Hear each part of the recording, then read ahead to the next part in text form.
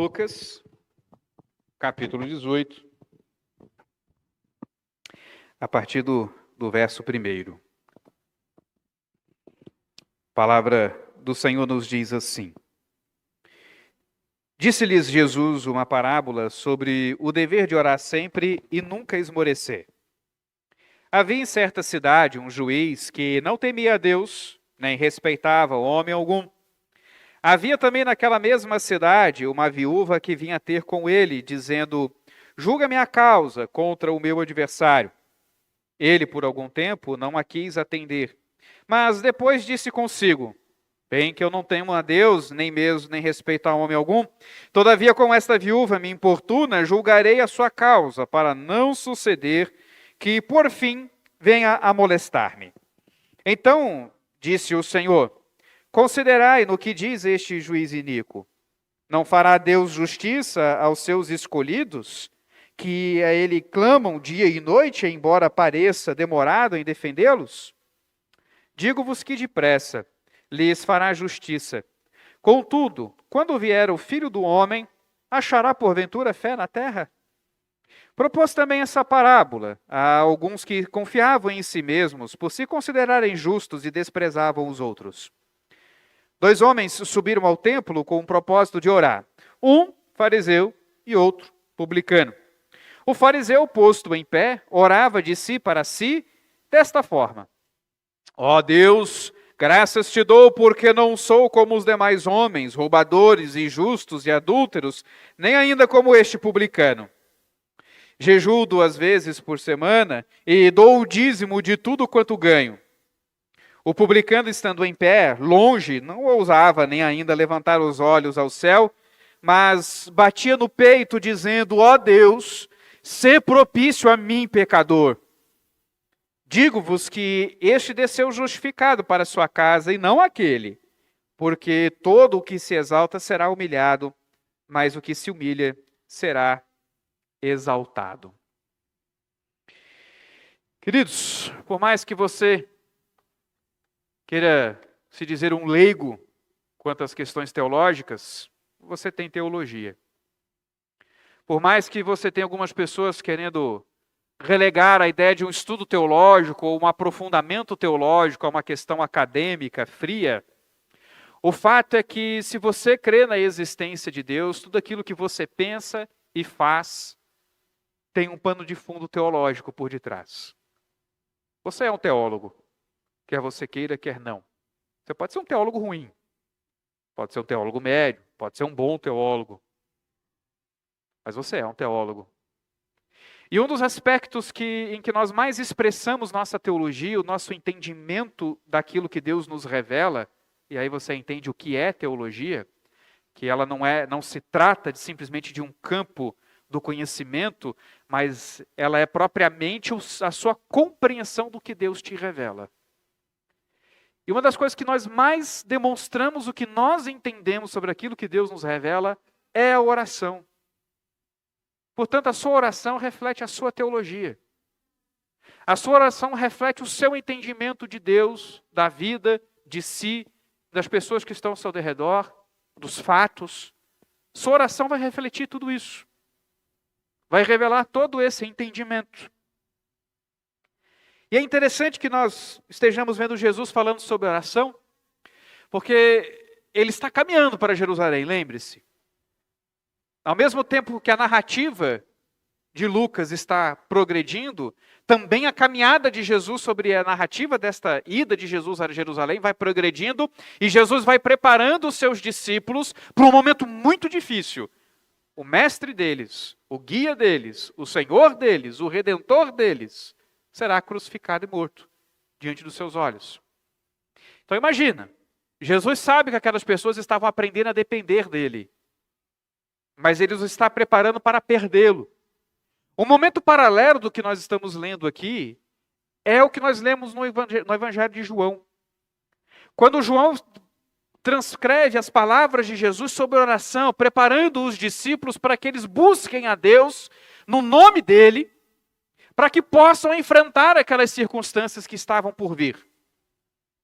Desde o capítulo 14 do Evangelho de João, Jesus está preparando os corações daqueles discípulos.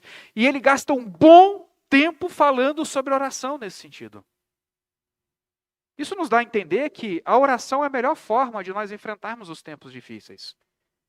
Que a oração é o melhor meio que Deus nos deu para que possamos atravessar os tempos de dificuldades. Porque é nesse momento de dificuldade que a nossa fé é provada, que o nosso entendimento da palavra de Deus vai ser colocado em prática ou não. Ou a falta de entendimento da palavra de Deus vai ficar evidenciado. São nos momentos de crise que isso mais se reflete. E por isso Jesus incitou os seus discípulos a orarem, a buscarem a Deus, a compreenderem o papel disso. Então, nós estamos vendo nesse momento aqui. É o paralelo do Evangelho de João que nós lemos durante o culto e agora aqui que nós estamos lendo no Evangelho de Lucas. Jesus incitando, preparando e ensinando sobre oração. E por que isso se encaixou aqui? Lembremos, anteriormente nós vimos aí, no começo do capítulo 17, nós vimos sobre o perdão. Deus falando sobre perdão, Jesus ensinando como isso é fundamental para a nossa fé, e aí apontando para o coração do ser humano, diante da pergunta dos fariseus, de quando eles viriam o reino de Deus, como quem diz, vocês não podem ver o reino de Deus porque ele se manifesta no coração. Vocês não têm um coração transformado para aprender a perdoar, para perdoar como é devido, para poder ver esse reino. E então agora, nessa parte que nós lemos aqui, ele se volta novamente, ensinando as pessoas como elas podem não só ver o reino de Deus, coisa que fariseus não podem fazer, como nós vimos anteriormente. Semana passada nós vimos por que o mundo não enxerga o reino. E agora Jesus está falando para aqueles que enxergam o reino. Você enxerga o reino? Sim. Então fale com o rei. Converse com o rei. Se você sabe que o mundo em que você vive está submetido a Deus, está nas mãos de Deus, que há uma realidade espiritual direcionando todas essas coisas, então fale com aquele que está sobre todas essas coisas. Então Jesus ele faz isso contando duas parábolas. Duas parábolas sobre oração. Duas parábolas em que ele descreve aspectos diferentes. Primeiro nós vemos aí a temática, ou o intuito de Jesus. É interessante quando o intuito da parábola já fica tão claro, né?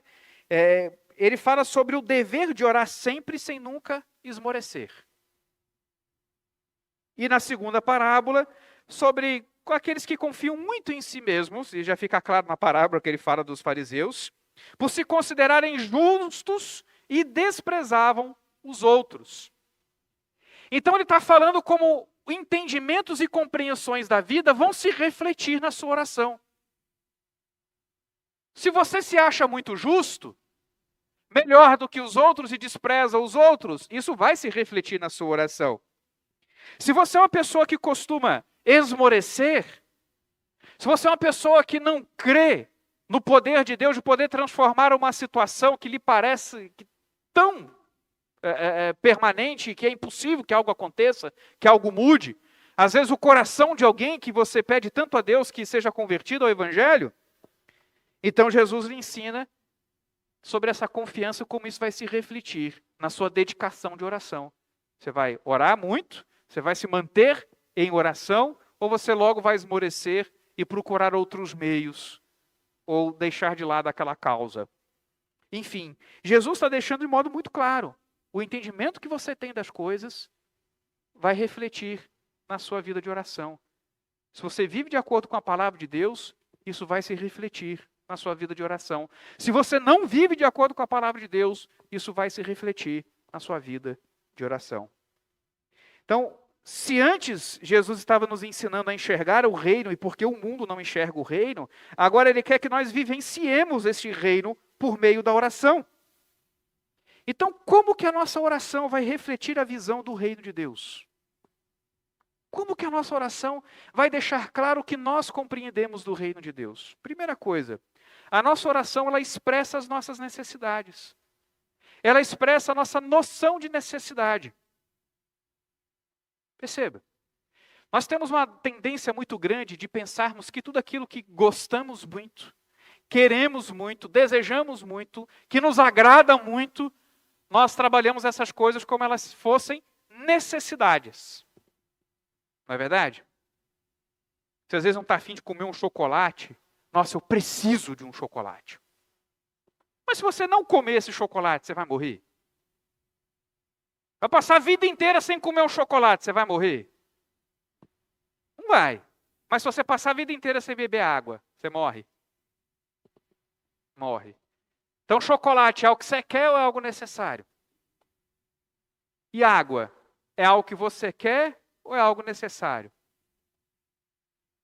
A gente precisa ter essas coisas muito claras na nossa mente, porque o ser humano tem a tendência de relegar ao necessário tudo aquilo que se deseja muito. E a nossa vida de oração ela vai expressar se nós estamos entendendo o que é o reino de Deus. E diante do reino de Deus, o que nós precisamos de fato. Ele colocou necessidades aqui, numa parábola e outra, se nós repararmos bem, você vê uma mulher viúva necessitando de justiça, que a sua causa fosse julgada contra seu adversário. E aí você vê ali na segunda parábola, um publicano que necessitava muito da misericórdia de Deus. E um fariseu que pensava não precisar de coisa alguma. Enxergar o reino de Deus nos leva a enxergar as nossas reais necessidades. Do qual é o nosso real problema, por exemplo. Para a gente não insistir em querer trabalhar determinados aspectos da vida, deixando de lado aquilo que realmente é o problema.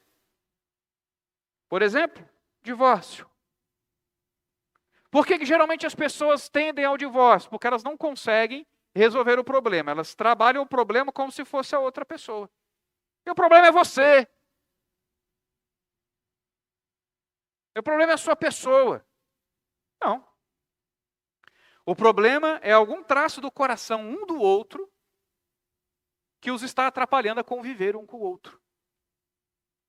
Então não adianta você pedir o divórcio achando que seu problema vai se encerrar. Você precisa trabalhar o seu coração para vencer aquilo que te levou a ter uma dissensão, um problema com a sua esposa, com o seu marido, por exemplo. Porque não é o relacionamento o problema. O problema é o coração. O problema é o coração. Em regra, as pessoas pensam que é simplesmente o outro. Pode ser que a pessoa ela não esteja disposta a trabalhar seu coração. E ela pode colocar o seu relacionamento numa situação que não tenha condições de continuar. Eu quero melhorar, eu quero trabalhar, eu quero desenvolver, eu quero vencer as dificuldades. Mas o outro lado não quer. Então pode chegar uma situação que realmente já está fora do seu controle. Mas você precisa entender onde está o problema. O reino de Deus nos ensina que a fonte de todos os males, que a fonte daquilo que tudo que nós fazemos, está em nosso coração. O problema é o coração. Que as nossas necessidades, elas são antes espirituais do que físicas. Que as necessidades de transformação, elas estão muito mais internas do que externas. É por isso que insistentemente eu tenho falado com os irmãos. Cuidado com o modo como você olha para a política. Cuidado com o modo como você olha para as ciências. Cuidado com o modo como você olha para este mundo. Achando que dele virá a solução para algo que só Jesus Cristo pode oferecer. Entenda o lugar das coisas. A gente precisa de política. É assim que nós resolvemos as coisas na nossa sociedade. Nós precisamos das ciências. Porque é assim que Deus provê benefícios e coisas ao ser humano. Mas a ciência tem avançado e ela não alcançou uma sociedade totalmente igualitária, feliz e bonita, como se dizia séculos atrás que a ciência produziria. O positivismo surgiu dessa compreensão. De que a ciência seria a religião do futuro e iria resolver os problemas da humanidade. Ciência não toca o coração. Quando nós enxergamos o reino de Deus, nós o buscamos em oração, pois nós sabemos quais são as nossas reais necessidades. Nós sabemos do que realmente pode transformar a nossa vida e fazer diferença em nossa existência. E foi o que Jesus ensinou lá no Evangelho de João, no capítulo 16. Quando nós lemos lá, a mulher, quando está para dar à luz, tem tristeza, porque a sua hora é chegada. Mas depois de nascido o menino, já não se lembra da aflição pelo prazer que tem de ter nascido ao mundo um homem. Assim também agora, vós tendes tristeza, mas outra vez vos verei, o vosso coração se alegrará, e a vossa alegria ninguém poderá tirar.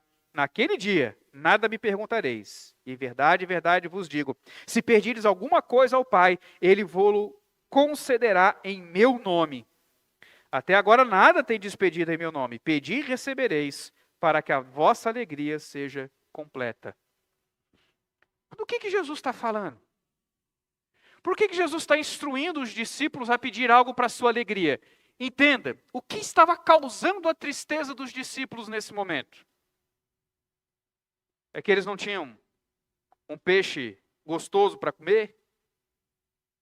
Que a bebida não estava boa? Não tinha uma roupa nova no guarda-roupa? Era isso que os entristecia? Não. Era o fato que eles estavam vendo Jesus os dizendo, eu vou embora. Eu vou morrer. Em breve já não estarei mais convosco. Isso vai trazendo um desespero no coração dos discípulos. Então Jesus está demonstrando, diante agora dessa realidade impactante de sua partida, que eles vão perder algo que eles tanto valorizam. E eles precisam entender que essa é a necessidade deles, e é isso que eles devem buscar em Deus. Que Deus lhes dê e lhes conceda reaver o seu mestre. E o que Jesus está garantindo? Que quando você pede isso, é o que Deus tem para te dar e Ele vai te dar. Se você entender que é de Jesus que você precisa, eu tenho certeza que Maranata fará mais parte das suas orações. Maranata, vem Senhor Jesus. Não estou falando para você não pedir pelo seu emprego, para você não pedir pela sua prova, está estudando, provas de fim de ano, pede a Deus por elas. Para que Deus lhe ajude a ter memória para lembrar do que estudou. Se não estudou, pede a Deus misericórdia pela chinelada que vem. Mas ora, coloca diante de Deus essas coisas. Mas saiba que essas coisas não são as fundamentais da sua existência. Como os discípulos diante do que estava por vir, Jesus os estava ensinando a orar. Veja, Jesus não ensina o povo a orar, os discípulos a orarem, pedindo a Deus livramento do que estava por vir. Porque eles iam passar pelas aflições. Pelo contrário, o que ele vai dizer mais para frente é, no mundo passais por aflições. Então ele não está pedindo para os discípulos pedirem para não passarem pelas aflições. Vocês terão de passar pelas aflições. Mas o que pedir então? O que realmente nós necessitamos? Vocês precisam de mim. E se vocês me pedirem por o Senhor, Ele vai conceder isso a vocês. Nós temos pedido e não temos recebido porque pedimos mal. Pedimos para a nossa própria satisfação. Experimente começar a pedir aquilo que Deus de fato disse que daria. Foi o que nós cantamos. A tua fé Jesus contemplará. Sim, fé nas promessas. Fé no que Ele diz. Se não é o que Ele diz, então o que você tem não é fé. É pensamento positivo. Então a sua oração, quando você se dedica a alguma coisa, pede alguma coisa, você expressa a sua real necessidade. Na parábola da viúva, ela precisava da justiça. Ela precisava de alguém que julgasse a sua causa, no caso, um juiz iníquo. E ela precisava muito, ela sabia que precisava daquilo, então ela se dedicava àquilo. Então, se você sabe realmente do que você precisa, você vai se dedicar àquilo. E se você tiver uma ideia errada do que você precisa, você estará se dedicando em oração de modo errado também. Você vai pensar, Senhor, o que eu mais preciso na minha vida é de emprego. Não, você tem que parar de bater na tua mulher, de xingar o teu vizinho. Você tem que parar de roubar quando você está trabalhando. Você tem que parar de ser adúltero nesse teu coração. Você tem que parar com essas coisas erradas que você vê na internet. Você tem que parar de desobedecer o teu pai e tua mãe. É isso que você tem que parar. Essas são as suas necessidades de transformação do seu coração. Mas a sua oração vai expressar. Vai expressar a sua necessidade. E a sua ideia de necessidade vai expressar o seu entendimento do reino. Então pense na sua oração. O que você tanto tem pedido a Deus? Eu tenho pedido muito sobre isso. O que essa necessidade que você tem colocado diante de Deus reflete do seu entendimento do reino de Deus? E do seu relacionamento com Deus? Observa bem. E aí você vai ver se você está enxergando o reino. Você vai ver se você está entendendo o reino de Deus. O segundo aspecto interessante que nós podemos ver nessas parábolas é que a sua oração também, ela vai refletir se você sabe com quem você está falando ou se você está sabendo a quem você está buscando. Quando você está orando, você sabe a quem você está buscando? Por que Cristo colocou essa parábola aqui da viúva, por exemplo? Se um juiz iníquo, só para não ser mais importunado por aquela viúva chata, que quer porque quer que ele julgue a causa dela, porque ela quer justiça. Se ele é capaz de só para parar de encher a paciência dele, ir lá e julgar a causa da viúva, quanto mais Deus que nos ama. É interessante que Jesus ele usa a palavra seus escolhidos. Seus escolhidos. Está entendendo? Jesus está colocando uma palavra aqui que reflete o relacionamento. Jesus está colocando aqui uma palavra que reflete a sua proximidade com as pessoas para ter certeza. Vocês são os escolhidos, vocês são aqueles que Deus chamou para estar perto dele. Você tem alguma dúvida de que ele, quando é buscado, de que ele não vai atender vocês? Vocês têm dúvida de que ele vai fazer o que ele prometeu? Vocês sabem que esse é aquele que o sim, sim e o não é não. Você sabe que esse é aquele que não é homem para que minta. Você sabe quem é esse a quem você está buscando? Você sabe que esse é aquele que tem todo o conhecimento das coisas, sabe todos os tempos ou épocas, estabeleceu toda a história, você sabe que ele não tarda, que na verdade o tempo serve a ele. Você sabe com quem você está falando? Jesus não está nos repreendendo, como você vê em muitos salmos, quando a gente questiona Deus, está demorando. Eu tenho pedido, eu tenho suplicado, mas não tem vindo. Vem depressa, Senhor, me acode. Por quê? Porque você está expressando o seu desespero. Você está expressando o seu afeto diante de Deus. Não há mal nenhum nisso. Mas não se esqueça que o tempo de Deus não é o seu tempo. Que o Senhor não tarda, que o plano de Deus, a vontade de Deus é boa, agradável e perfeita. Nunca se esqueça disso. Nunca duvide do amor de Deus por nós. É o que Jesus está dizendo para os seus discípulos. Se um juiz iníquo faz isso, imagine Deus em relação aos seus escolhidos. E mais, como pode alguém ir à presença de Deus e achar que pode olhar para cima, batendo no peito, se dizendo melhor do que os outros? Já pensou que cena ridícula? Pensou? Eu chego lá, topo aí, vamos lá, para ser mais plausível, topo com o Neymar, né? É mais plausível você achar o Neymar no Brasil, né? Então vamos lá. Estou lá e topei com o Neymar e começo a dizer para o Neymar o quão bom eu sou de bola. Quem já me viu jogar, sabe o quão ridículo isso é. Ninguém gosta de eu jogando. Quer dizer, o time adversário gosta quando eu estou jogando. O meu time nunca gosta quando eu estou jogando. Eu gosto de jogar, mas ninguém gosta que eu jogue.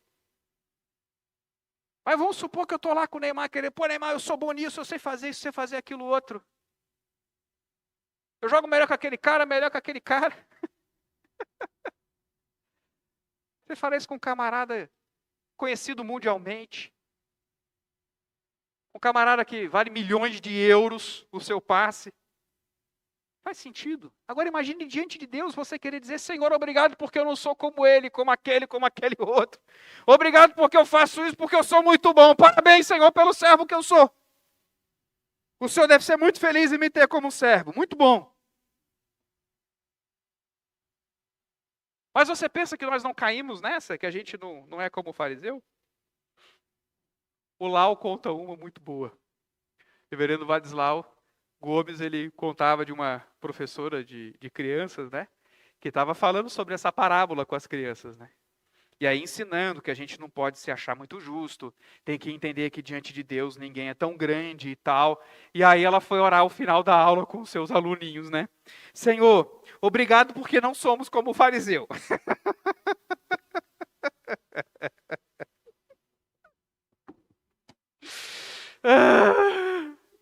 Esses somos nós.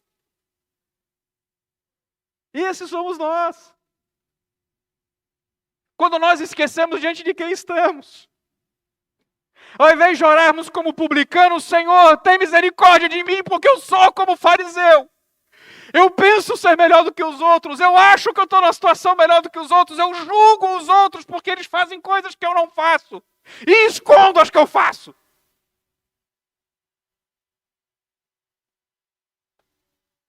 No fundo, a gente ora como fariseu. Porque a gente esquece diante de quem está. Queridos, quando nós nos comparamos uns aos outros, vai ser fácil a gente encontrar coisas que nos coloquem acima do outro. Eu sou melhor do que você nisso. A gente sempre vai encontrar alguma coisa. Nem que seja eu sou melhor que você em arrumar problema. Mas a gente vai achar alguma coisa que vai ser melhor do que os outros. Mas o parâmetro não é essa pessoa. Quando você ora, você não está diante dos outros. Você está diante do Deus Altíssimo que conhece o teu coração e a tua oração ela precisa expressar a realidade desse conhecimento. Se você sabe quem é Deus, se você sabe diante de quem você está, cuidado com suas palavras. Há algum tempo eu ouvi um curso sobre confissão positiva, né? Aquele camarada lá de uma igreja aí, da graça de Deus aí, sei lá das quantas da graça de Deus aí, como é que é o nome do sujeito lá? O RR? RR Soares, né? Pois é, eu ouvi o curso dele ensinando sobre confissão positiva, sobre orar, determinar, que você não pode chegar diante de Deus todo humildezinho, todo pequenininho. Você tem que chegar com intrepidez. Jesus nos levou até o trono da graça dele. Então ore, comandando, determinando, para que o inferno escute você. Quer dizer que ao invés de eu orar para Deus, eu já estou orando para o inferno. E segundo, eu vou chegar diante de Deus cheio de mim. De fato, a Bíblia me ensina a eu chegar diante de Deus sem medo, com intrepidez, mas não com irreverência. Mas não esquecendo que essa ausência de medo advém do que Cristo fez por mim, não de quem eu sou. Não batendo no peito, dizendo eu sou isso, eu sou aquilo outro. E a pessoa nem vê que o próprio Senhor Jesus está nos mostrando aqui que aquele que pensa ser muito justo é aquele que vai bater no peito diante de Deus. Então a sua oração ela vai expressar se você sabe diante de quem você está. A sua oração vai deixar muito claro se quando você vai falar com Deus, você mede as palavras. Meça as suas palavras, parça. Meça as suas palavras. Veja bem diante de quem você está. Você não está diante de qualquer um, não. Não é o Zé da esquina, não. Você não está diante do pastor Ricardo, não. Você está diante de Deus. Jesus passou isso aos discípulos, lá no Evangelho de João. Lembre-se, estamos fazendo esse paralelo, porque é a caminhada de Jesus para Jerusalém e o ensino dele sobre oração, diante do que está por vir. Então ele começa a tratar com os discípulos aí. que se você sabe diante de quem você está, você não só vai ter a humildade, como você vai ter a confiança. A confiança que ele reflete na parábola da viúva, orando, confie no amor de Deus, e a certeza e também a sua postura na parábola da oração do fariseu e do publicano. Então ele reflete isso também lá em João. Quando ele diz, olha, estas coisas vos tenho dito por meio de figuras. Vem a hora em que não vos falarei por meio de comparações, mas vos falarei claramente a respeito do Pai. Naquele dia pedireis em meu nome, e não vos digo que rogarei ao Pai por vós, porque o próprio Pai vos ama, visto que me tendes amado e tendes crido que eu vim da parte de Deus. Veja como só nesse versículo Jesus Cristo deixa essas duas coisas tácitas. Deus vos ama, mas é por minha causa. Deus vos ama, porque eu. Então você vai chegar folgado diante de Deus? Você chega confiante, mas você chega humilde, porque você sabe que não é por sua causa. Você sabe que diante dos santos, daquele que é o Senhor de toda a existência, você é coisa alguma. Eu fico imaginando a pessoa que chega diante de Deus se vangloriando de algo. Sabe, essa pessoa com quem você está falando, ele criou todas as coisas em 6 dias. E você quer contar vantagem diante dele. Faz sentido o negócio. Esse é o seu ser humano. Esse é o ser humano que não tem noção das suas reais necessidades. Então, quando ele chega diante de Deus, ele não sabe nem diante de quem ele está direito. E pensa ser grande coisa. Pensa poder determinar, bater pé, encostar Deus na parede. Não. Chegue diante de Deus, sabendo a quem você está buscando verdadeiramente. A sua oração vai expressar se você sabe quem é Deus. Se você enxergou o reino e entendeu a grandeza disso, e entendeu a soberania de Deus, e entendeu a santidade de Deus, e entendeu o lugar de Deus. Se você sabe diante de quem você está, quando você está orando, as suas palavras vão ser bem medidas. E você não vai buscar a Deus pensando ter muito de si mesmo, desprezando os outros, porque você vai saber que não é nada. Que a sua distância do pior dos seres humanos é ínfima diante da infinita distância sua para Deus. Como você pode se julgar melhor que alguém se você está diante de Deus e você sabe quem Deus é? Você não se atreve a fazer isso, porque você consegue só ver a grandeza de Deus. Diante dela, não há grandeza em você. Não há grandeza em quem está do seu lado. Somos todos ínfimos. E por último, detalhe interessante que Jesus nos ensina sobre como a oração reflete a nossa visão do reino, é que a nossa oração, ela vai nos colocar então de um modo devido diante de Deus. Eu sei com quem eu estou falando. Então eu sei como devidamente eu vou buscar ao Senhor. A minha postura diante de Deus. Se eu sei que Deus é o Senhor de todas as coisas, a minha postura diante de Deus vai ser de continuidade, vai ser de insistência. Não a insistência impertinente, insolente, mas a insistência de quem é realmente necessitado. Veja, em regra, quando nós nos sentimos superiores às pessoas, nós queremos que as pessoas mantenham a distância. Deus insiste para que nós o busquemos continuamente. Orai sem cessar, buscai enquanto está próximo. Porque quando buscamos ao Senhor, nós não cansamos a Deus, nós estamos refletindo que entendemos que tudo vem de suas mãos. Nós o estamos glorificando porque demonstramos que, Senhor, vem tudo de ti. Se alguém pode dar aquilo que eu necessito, é o Senhor. Então a sua postura vai ser de insistência, de continuidade, de não esmorecer e ao mesmo tempo também a sua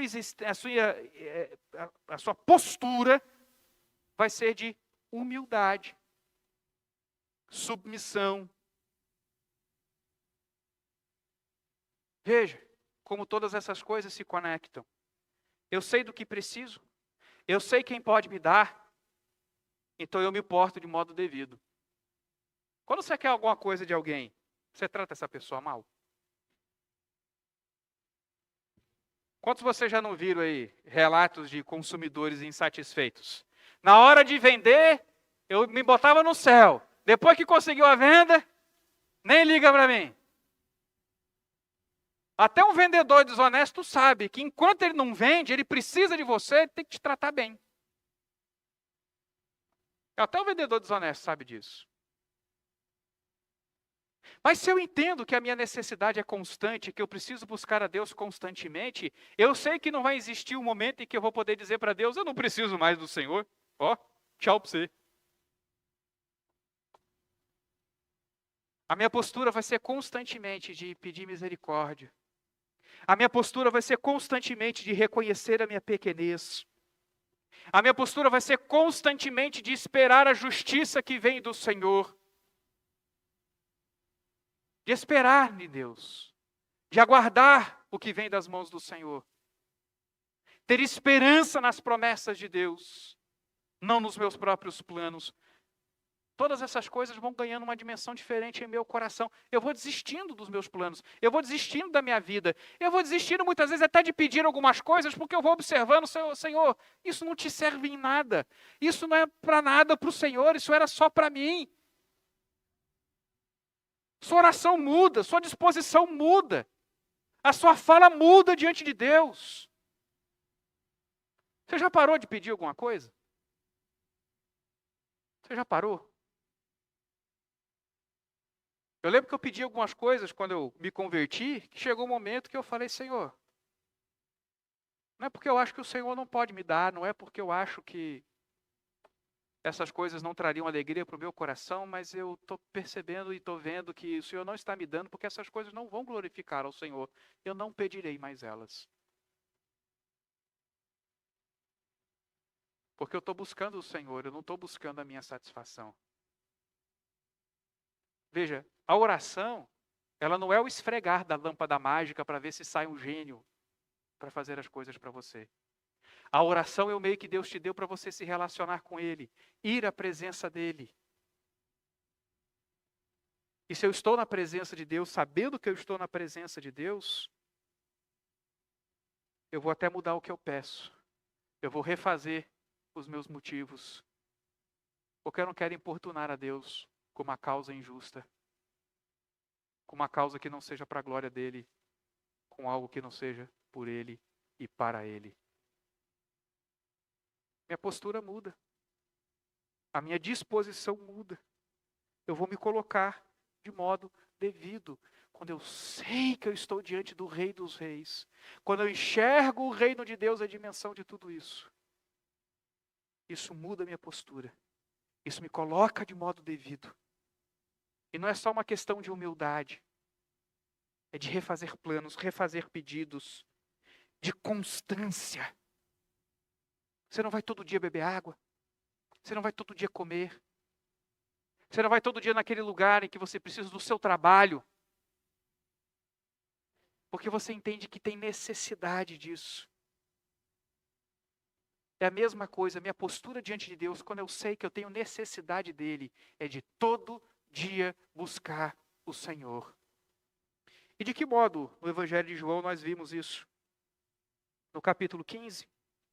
Nosso Senhor Jesus nos lembrou que Deus é o agricultor. Que Jesus, Ele é a videira central. Ele é aquele tronco central de que todos os outros dependem. E Ele deixou muito claro, sem mim nada podeis fazer. Essa é a conclusão dele. Se eu entendo que não posso fazer nada sem Jesus, nada sem Deus, eu vou me colocar diante dele de modo devido, sabendo que tudo vem dele, sabendo que tudo aquilo que ele vai cumprir na minha vida é fundamentado em quem ele é e não quem eu sou. Isso muda a minha postura. Então, veja, queridos. A oração reflete a nossa visão do reino. A nossa oração vai dizer a nossa teologia. Porque a gente vai saber, porque nós vamos expressar as nossas necessidades. Isso vai mostrar se nós sabemos do que realmente precisamos. Isso vai mostrar se nós sabemos a quem estamos buscando. Isso vai refletir no modo como nos portamos diante de Deus. Vamos ficar de pé e vamos orar.